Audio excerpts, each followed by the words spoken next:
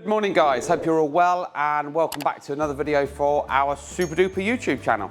So it's Friday for us today and this week myself, Richard and Jason have been working on this 2025 Dethleffs Globe trail. Now we could do two videos because we've done quite a bit of stuff on here, but we're going to keep it down to one with quite a lot of content. So something that we see on almost a weekly basis now are these newer vehicles, especially the newer vehicles, coming into us and asking us to get rid of the factory fitted system, i.e. the head unit, the radio, the media system, because it's not fit for purpose. This particular brand new vehicle came to us with the big factory fitted Fiat 10-inch media system. This has Apple CarPlay, Android Auto, is part of a big setup behind the scenes like so, and what it basically means is that we have to take all of this switchgear out and make way for a replacement head unit. Now the replacement head unit that we fitted on this particular vehicle is the Alpine Halo 11. So that's an 11-inch screen. We've done loads of videos before, so I don't want to bore you too much, but it's a digital media receiver with wireless Apple CarPlay. Now this customer's an Android user, not a problem, because we've also fitted a little converter box that converts wired Android Auto to wireless. So we're going to put this down before I drop it. This is the factory fitted Mopar system from Fiat, connected to all of the bits and pieces here. So there are certain pros and cons. Let me just pop that down. The newer vehicles, if they are spec'd, come with a high definition reversing camera. Yes, we can retain it, but it's then suddenly bumping it up by £300 or £400 because we need a special interface to talk to that camera.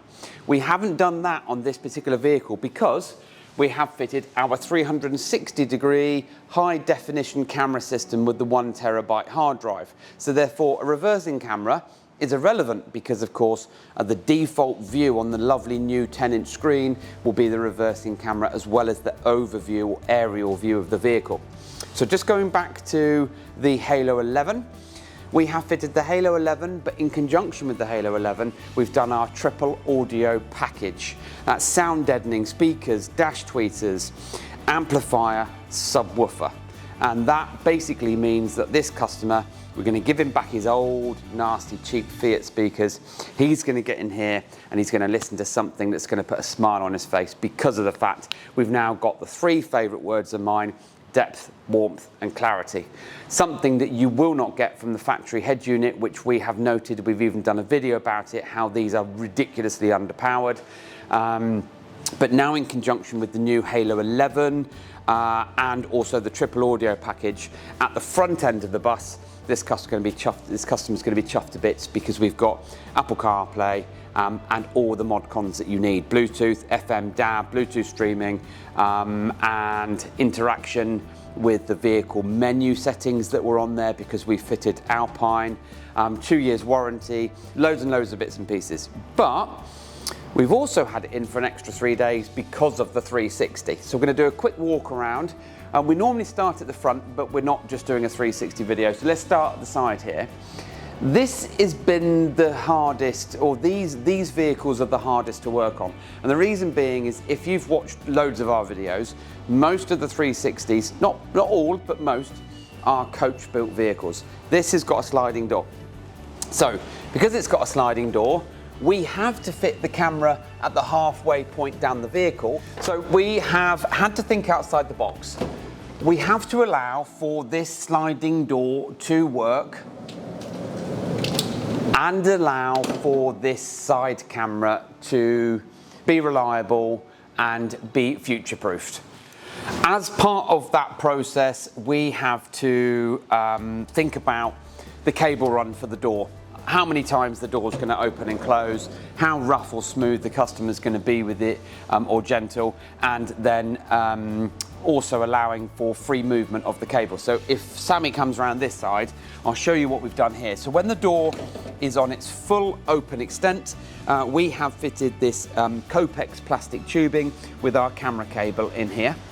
And that allows then for when the door gets shut, you can just see, hopefully the camera, I won't get my head in there, but you can just see that we've got a length of cable here And as you shut the door, that then opens up, uses the extent of the Copex tubing and allows us to shut the door. And then when we open the door, it then just pulls nice and firmly, not too tight, but enough for this to not be an issue on here. So we are chuffed to bits. This is not the first time we've done this, and you definitely have to think outside the box with this kind of installation, because these smaller vehicles are not straightforward to work on. Right, join me around the back. So here we've got the 360 rear camera. Now the 360 rear camera is here, and this is the factory camera. Factory camera is quite big and bulbous. We can't put our camera up here because it's got to be on a vertical surface, or as near as damn it vertical.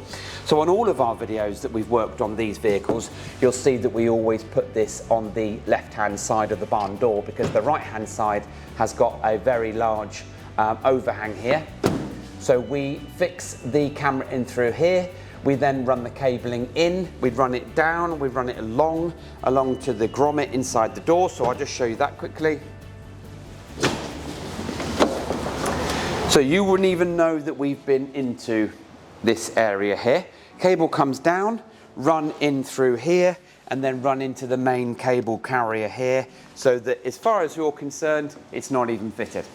Right, so that is the rear camera, all done and dusted.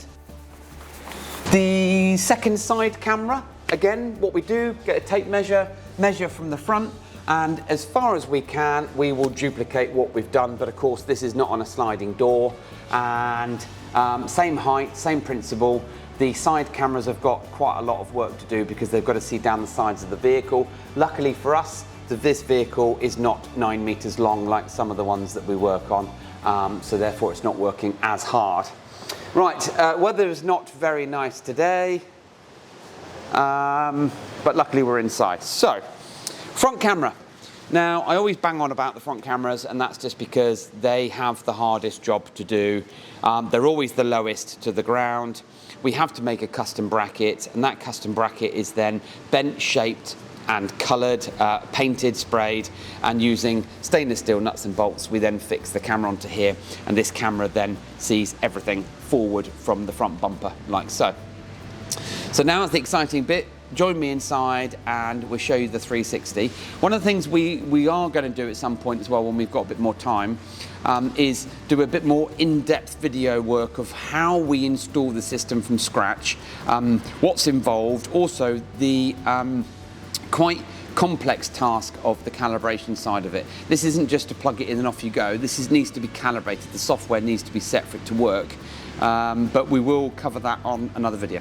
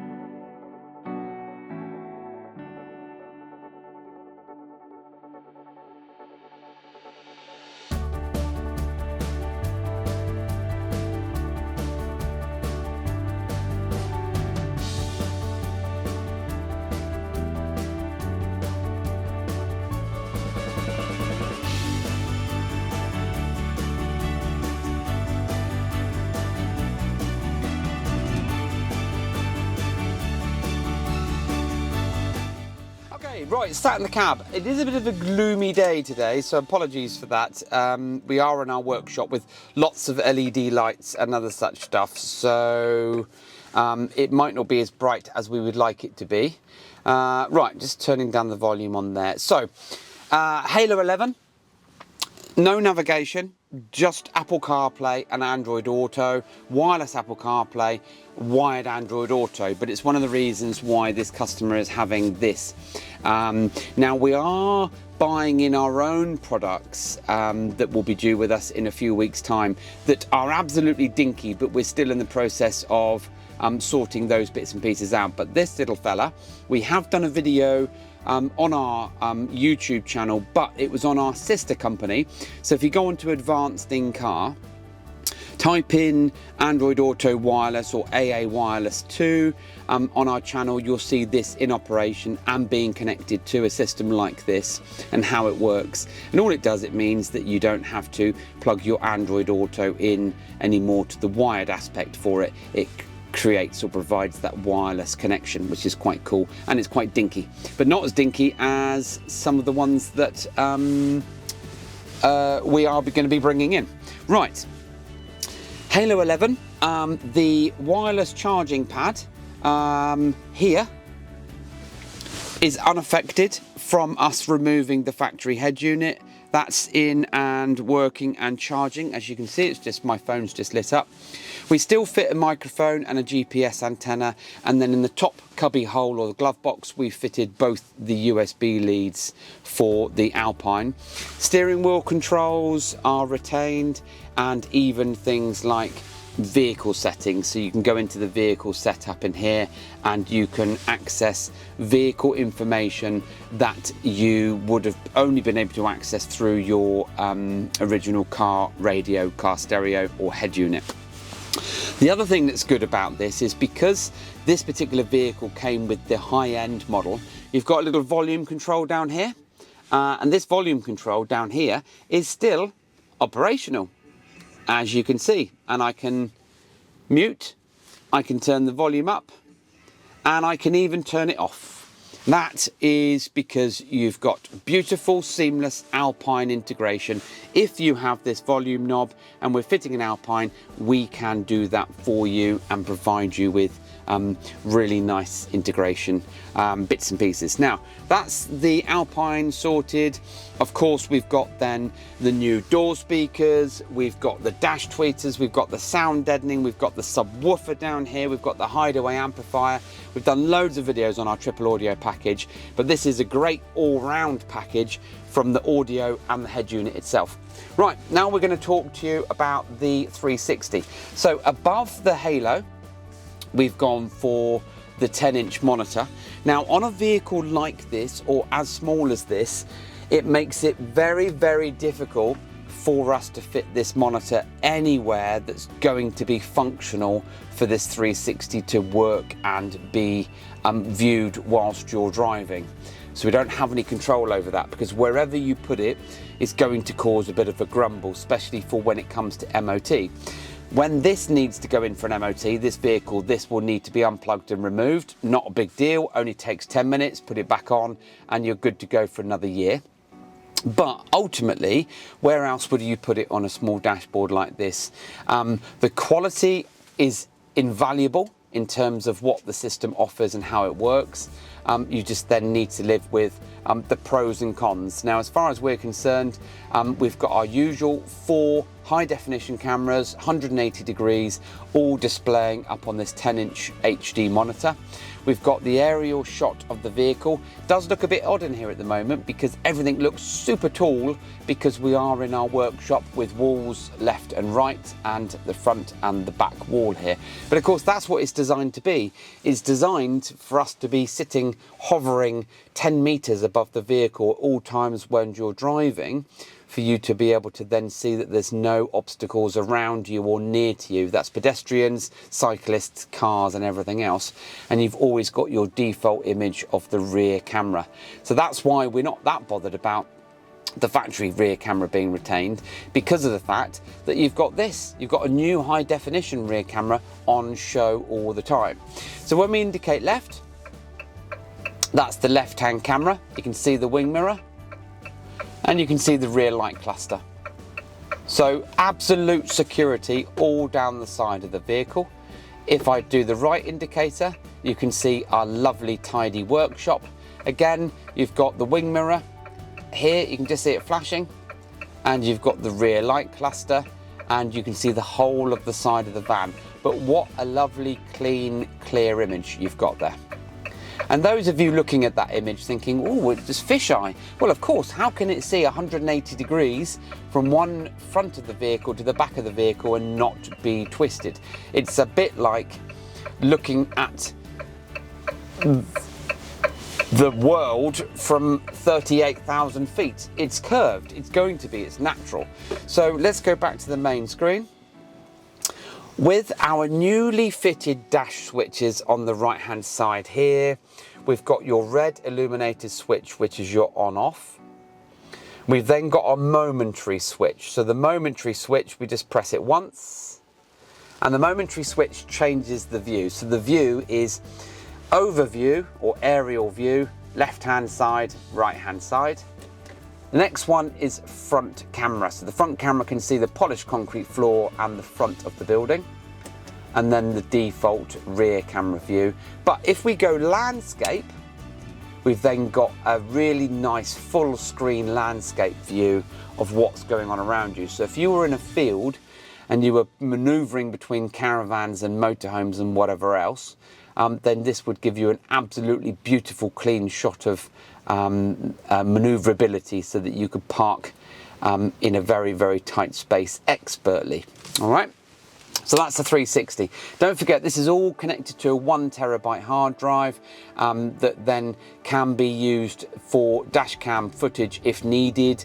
Bearing in mind that the front camera is quite low, so in terms of the front camera, that's what it can see. It's not going to see cars in front of you, because it's there to protect the vehicle, not see what cars are doing in front of you. So this is the 360 high definition camera system that we've done loads of videos for, triple audio package, Halo 11 in a 2025 Dethleffs Globe Trail. If you've got a vehicle like this and you are really interested in any of the products that we have fitted for you or for this customer, and you want them for you in your vehicle, then please do get in touch. Website links in the bio. Everything that we've done is always listed on our YouTube channel in the description, so please do get in touch. And we've got a contact form on our website, so if you've got any questions and you're unclear about prices, service and everything else, then please don't hesitate to get in touch. As usual, thank you for subscribing, keep watching, follow us on social media, and see you next time.